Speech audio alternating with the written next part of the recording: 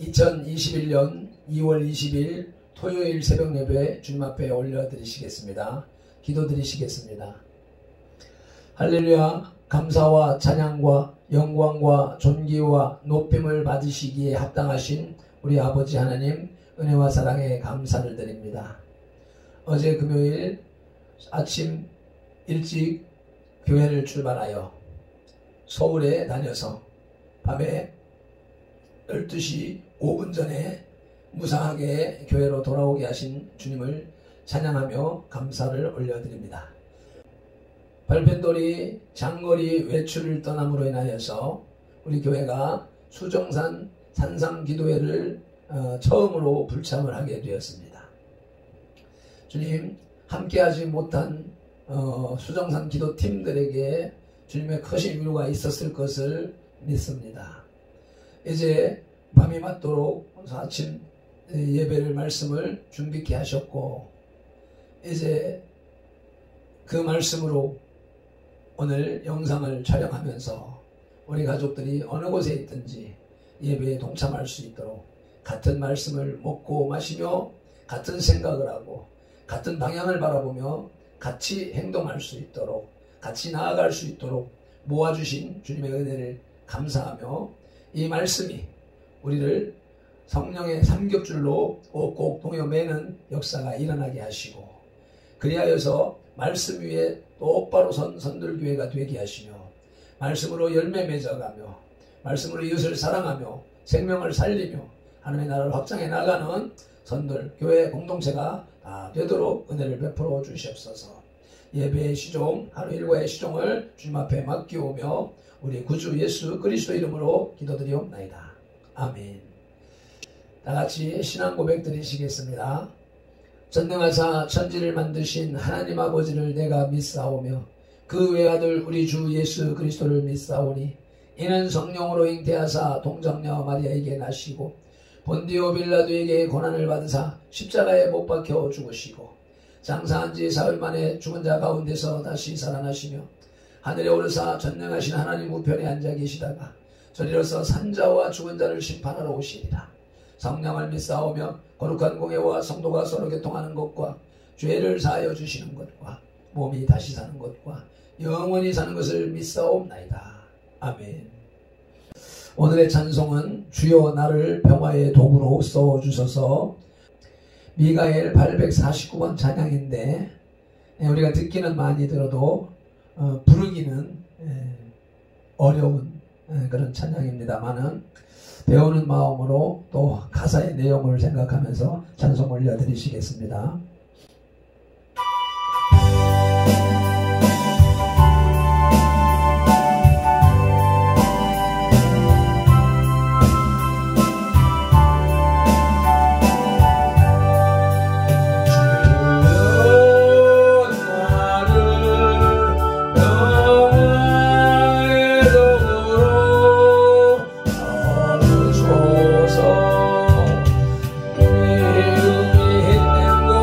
사랑을, 상처가 있는 곳에 용서를, 분열이 있는 곳에 일체를, 의욕이 있는 곳에 믿음을 심게 하소서.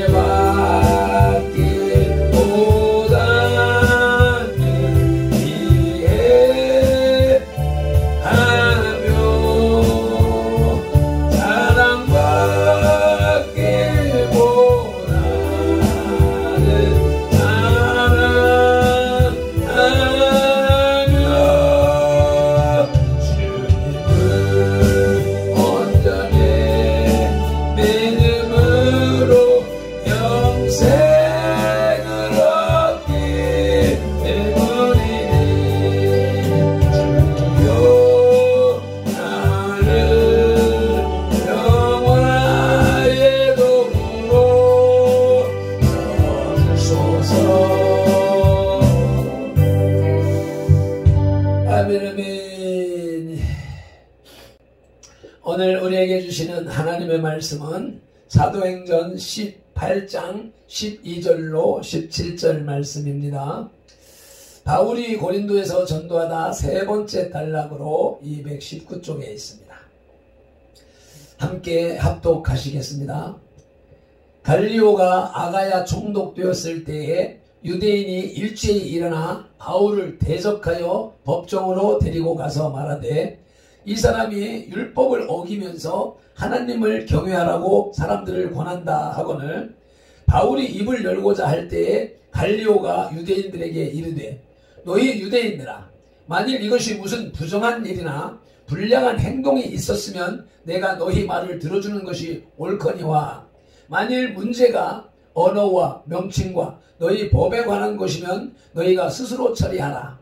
나는 이러한 일에 재판장 되기를 원하지 아니하노라 하고 그들을 법정에서 쫓아내니 모든 사람이 회당장 소스데네를 잡아 법정 앞에서 때리되 갈리오가 이 일을 상관하지 아니하니라. 아멘.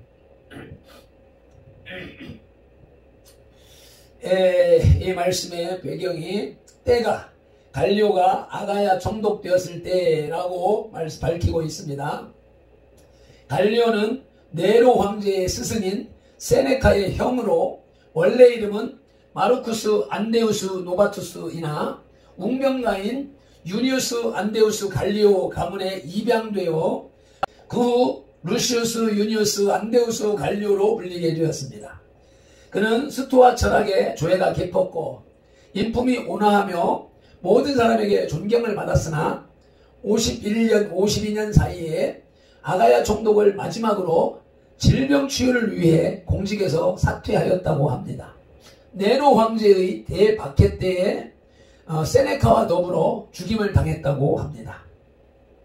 15절에 언어와 명칭과 너희 법에 관한 것이라는 내용이 있는데 언어란 로고스로서 말씀, 도로 번역할 수도 있습니다. 즉 종교적인 교리 문제라 해석할 수가 있겠습니다. 둘째로 명칭은 원래 이름이라는 뜻인데 아마 그리스도나 예수, 메시아 등에 관한 문제를 가리키는 듯합니다. 세 번째 법은 율법을 말하는 것으로 모세의 법에 관한 문제를 가리킨다고 하겠습니다. 결국 갈리오는 유대인들의 종교적인 문제는 자신이 결코 관여하지 않겠다는 입장을 밝히고 있는 것입니다.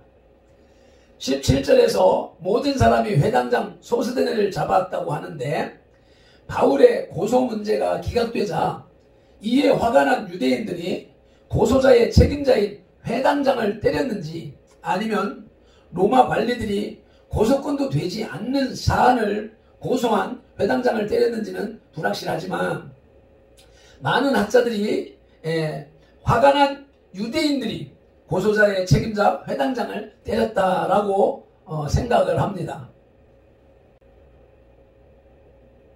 오늘은 갈리오 앞에 선 바울이라는 제목으로 하나님의 말씀을 들으시겠습니다.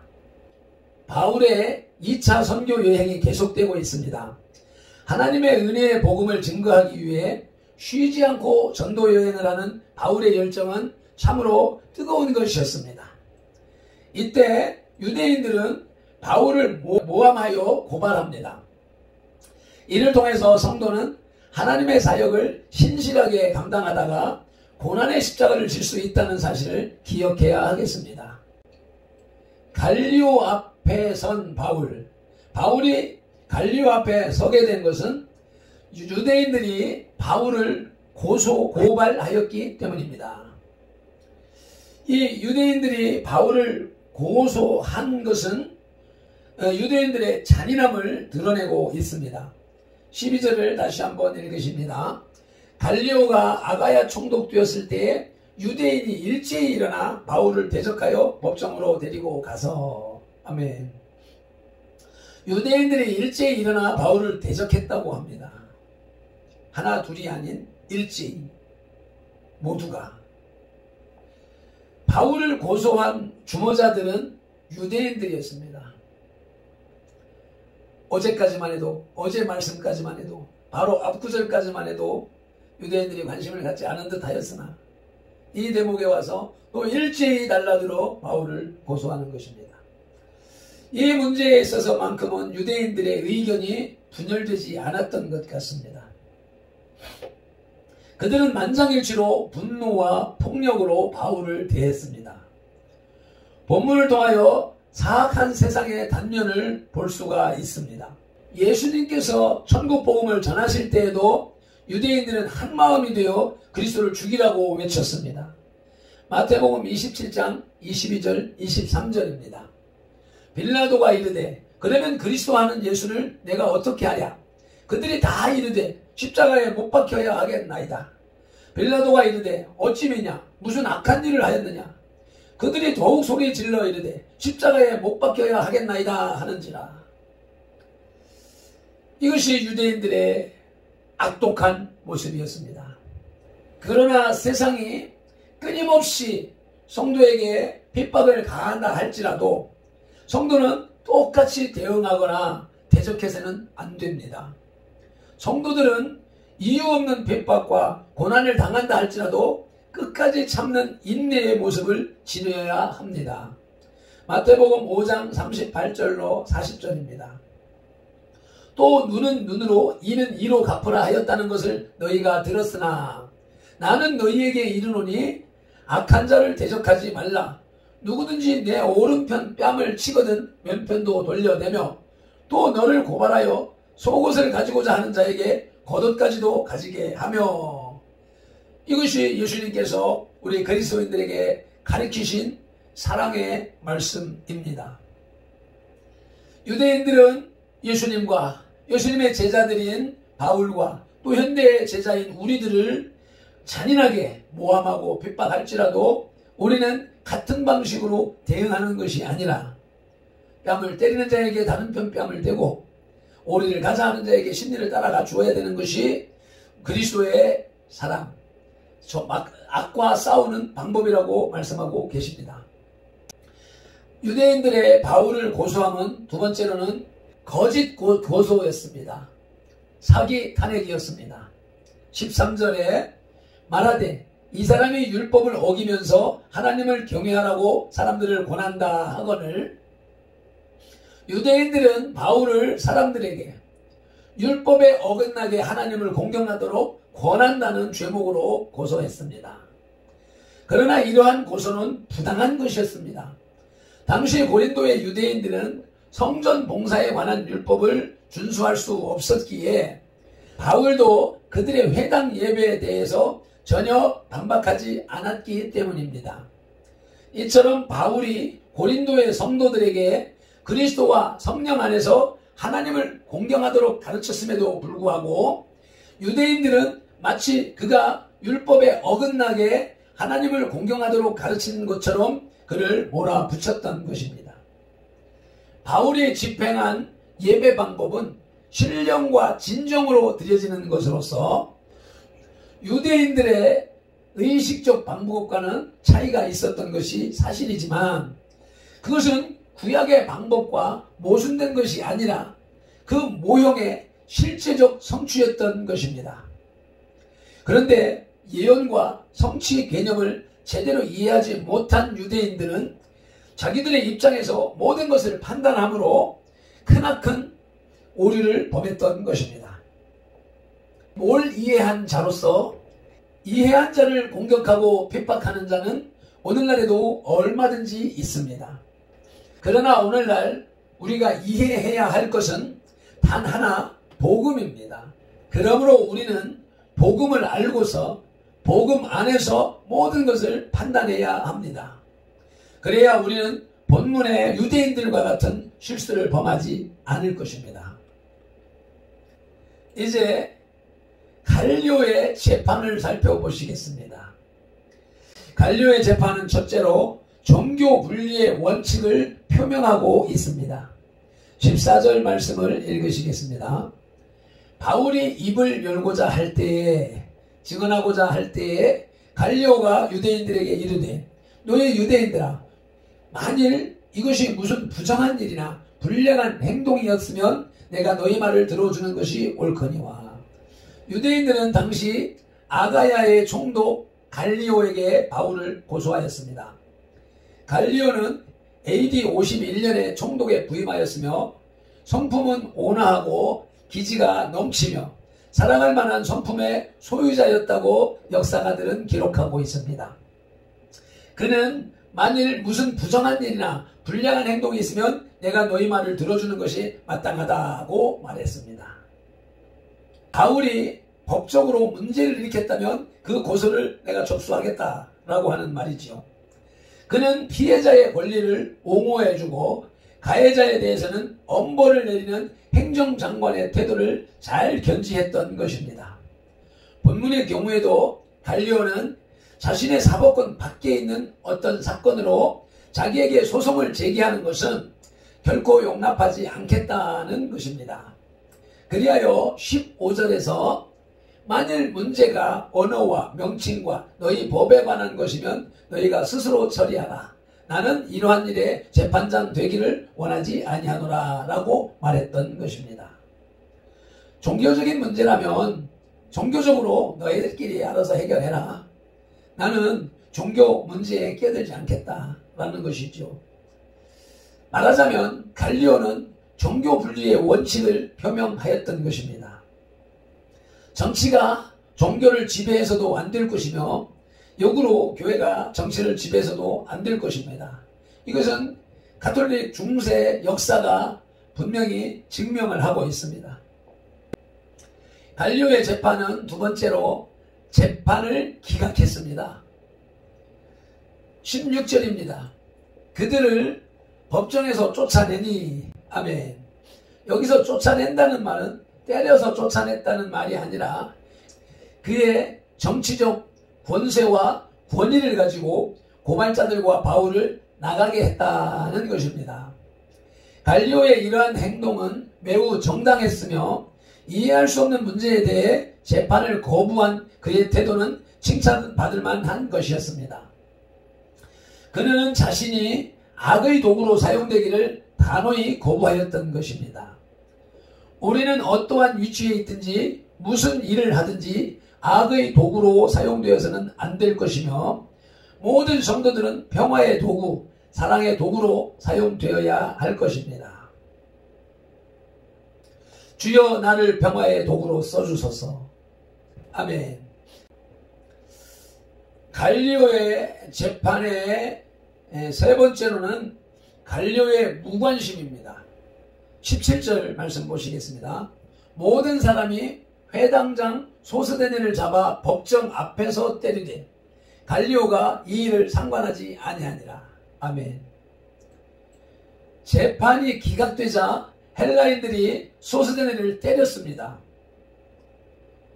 고린도전서 1장 1절에 하나님의 뜻을 따라 그리스도 예수의 사도로 부르심을 받은 소스데네는 회당장 내에 반바울파의 지도자이자 유대인이었으며 그리스도인이었습니다. 그래서 소스데네는 헬라인이 가진 반유대 감정의 희생자가 됩니다. 갈리오는 선한 사람이 무고를 당하는 것을 보고서 무관심함으로써 비정한 인간의 모습을 보여주고 있습니다. 성도는 다른 사람을 무고하거나 정죄해서는 안 됩니다.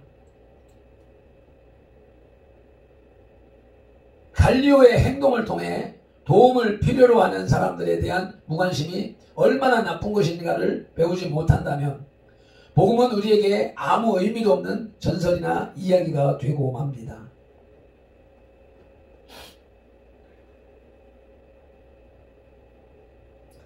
지금 이 정권과 주사파 세력들의 행동과 어쩌면 이렇게 꼭 닮았습니까? 그나마 사법부에 양심 있는 판사들이 있어서 정당한 판결을 내리니 이에 불만을 가진 주사파들은 곳곳에서 데모를 일으키기도 하고 시위를 일으키기도 하지 않습니까? 대한민국이 법치주의 국가를 지향하고 있는데 이들은 민주화하면서 주사파 세력들, 촛불 세력들만이 보호를 받고 있으며 적폐청산이라고 하는 말로 건강한 태극기 우파 국민들을 탄압하고 괴롭히고 있는 실정이 이와 같습니다. 말씀을 맺겠습니다. 바울은 복음을 전했다는 이유로 유대인들에 의해 아가야의 총독인 갈리오 앞에 끌려나갑니다.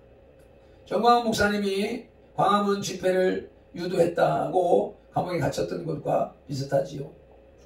갈리오는 이것이 유대인의 언어와 명칭, 유대법에 관한 것이라 하여 곧 종교 문제라 하여 재판하기를 거부합니다. 의식 있는 판사가 정광훈 목사를 무죄 석방한 것과 같습니다. 자신의 정치적인 지지 기반을 굳히기 위해 편파적인 종교 정책을 펴는 것은 잘못된 일입니다. 문재인과 주사파 정권을 말하는 것이지요. 정치와 종교는 서로 최대한의 정의와 공정을 목표로 상호 협조하여 진실을 추구해야 할 것입니다. 그런 날이 속히 오기를 간절히 기도합니다. 기도하시겠습니다. 할렐루야. 오늘도 바울 사도의 복음 전파 사역 가운데 당하는 무고죄에 고발당하고 재판장에 나가는 그런 장면을 보게 됩니다. 다행히도 종교분리의 원칙을 고수했던 갈리오의 판단에 의해서 재판은 기각됐지만 이 정의에 대하여서 무관심한 함으로 인하여서 갈리오가 정의를 수호하는 데에는 무관심함으로 인하여서 소스데네 회장장이 유대인들로부터 매를 맞는 장면을 보게 됩니다. 하나님, 이렇게 그리스도인들이 복음을 전하다가 고난을 당하는 것이 연속 이어지며 우리가 또한 그러한 삶을 살아야 한다라고 하는 각오와 다짐을 하게 하시오매 감사합니다. 자유민주주의 대한민국이 완전히 공산화가 완결 단계에 있다라고 하는 사실을 목격했습니다. 이제 이 상태로 조금 더 가게 되면 가장 먼저 우리 현재 그리스도인들이 탄압을 받고 예배가 정부에 의하여서 통제가 되어지고 있고 교회가 폐쇄되는 경험을 하고 있는 가운데 있습니다. 이대로 그냥 방치하게 되면 더 좌파의 발전을 저지하지 못하게 되면 이제 믿는 사람들이 사실상 투옥되거나 목배임을 당하는 환란이 다가온다라고 하는 성경 역사를 반영해 볼 수가 있습니다. 그러므로 우리는 이 악의 세력이 이 땅에서 제거되어지고 하나님을 섬기며 선과 의를 지키기 위하여서 애쓰는 깨어있는 의로운 지도자들이 나와야 될 것이며 대한민국이 자유민주주의를 수호하고 신앙의 자유, 인권의 자유, 자유민주주의를 수호하며 시장경제체제를 수호하며 한미동맹을 유지하고 나아가서 기독교 입국론으로 예수한국 복음통일을 이루는 그러한 복된 나라를 만들기 위하여서 우리 그리스도인들이 더욱더 깨어서 기도하고 기도한 만큼 또 행함으로 열매를 맺어가야 되겠습니다. 주님, 오늘 주말입니다. 오늘도 곳곳에서 차량 시위가 있고 자유민주주의 수호운동이 있을진데 저희들 그것에 동참하지는 못하지만 성령 하나님께서 지난해 광화문광장에 여러와 같은 서문을 했던 그 열정을 다시 한번 회복시켜 주셔서 대한민국 국민들이 깨어 일어나게 하여 주옵소서. 3.1절 만세운동을 준비하는 가운데 있습니다. 앱 깔기를 아버지 2주일간 회정시장에서 아버지 진행했습니다. 이제 한 주간 남았습니다. 주님, 그 한 주간 동안이라도 또한 아버지 하나님 계속 이 나라의 현실, 교회의 현실을 잘 선포하고 깨우쳐서 많은 사람을 의의 빛으로 생명으로 돌아오게 하는 참된 전도자의 사명을 잘 감당하게 하옵소서. 오늘도 주님 앞에 모든 것을 내어 맡기고 의탁하오며 예수님의 이름으로 기도드리옵나이다. 아멘. 찬송 한 번 더 힘차게 드리시고 기도하시겠습니다.